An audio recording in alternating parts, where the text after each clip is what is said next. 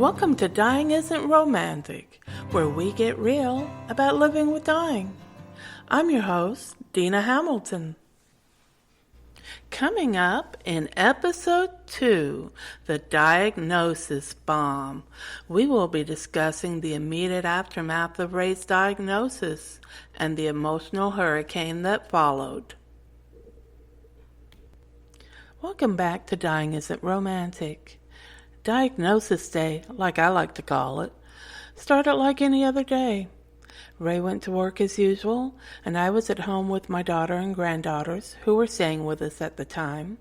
My daughter had just gotten the older of the two girls off to school, and her and the baby had been back for a couple of hours when the call came. When the nurse told me that his kidney function was 8%, my mind refused to grasp what this really meant. What she was saying to me didn't make sense, because just days before we sat in the nephrologist's office and were told that we had another 2 years before we had to think about dialysis. This news didn't fit that timeline, so we couldn't really possibly be talking about kidney failure here. This had to be a temporary dip. They would fix this with IV fluids or something. While all this was going through my head, I texted Ray that he needed to call Dr. Buxton's office. Moments later, he called and said that we needed to be there at 12:30. Alarm bells started going off in my head as I thought, holy crap, this is serious. Yet my brain still fought to maintain a state of denial. The drive to the doctor's office was tense. We barely spoke. Somehow it seemed to both take forever and end far too quickly. Dr. Buxton got right down to business. She told us that Ray's kidneys had failed and that he was in end-stage renal failure.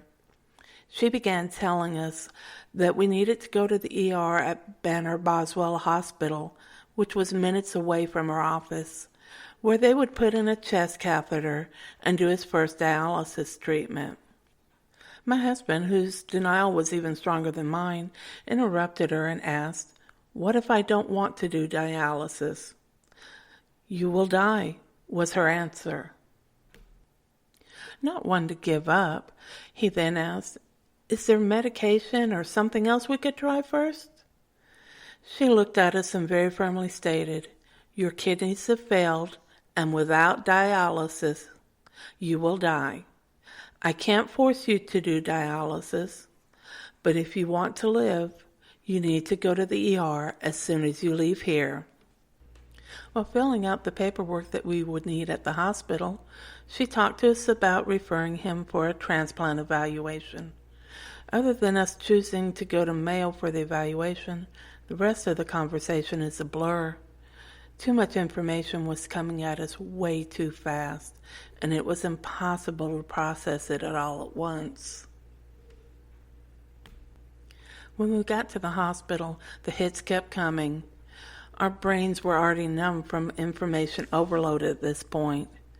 We both hadn't yet fully digested the scope of our new reality. We assumed that he'd get emergency dialysis that day, and he'd be sent home. We hadn't even thought about what a chest catheter would entail. The first hit came when a surgical tech came in and told us, to my husband's absolute horror, that they would be surgically inserting the dialysis catheter directly into his heart. Ray ended up doing 2 dialysis sessions during the 4 days he was hospitalized, the first of which was that first evening. We foolishly thought that going home meant we'd get the chance to breathe and get a better grip on things. Instead, we were bombarded with paperwork, appointments, and decisions. We had to decide on which type of dialysis would work best in our situation. Hemodialysis, which he would need to go to a center 3 days a week for, or peritoneal dialysis, which he could do himself at home. He chose to go with hemodialysis, which meant needing to set aside large chunks of time every week. This also meant having to decide if working was still feasible, and, if so, how to make it all work. Fortunately, his superiors were more than understanding and worked with him to facilitate a flexible schedule that would allow him time for dialysis and additional appointments. While all this was going on, Ray and I were flooded with calls and texts, most of which were supportive and encouraging, many wanting to know more about what exactly was going on, and a few that in their ignorance wanted to know things like what Ray had done to cause this, or to sell us their product or diet that would cure everything known to man. Most got the short, polite answers that people tend to give at these times. What we really wanted was to be able to tell them about the torrent of emotions raging through both of us, but simply could not put into words. Everything was happening so fast that I often felt that I was drowning in a sea of emotions and couldn't breathe. In fact, Ray and I both were going through every imaginable emotion you can think of: fear, anger, panic, denial, despair, confusion, just to name a few.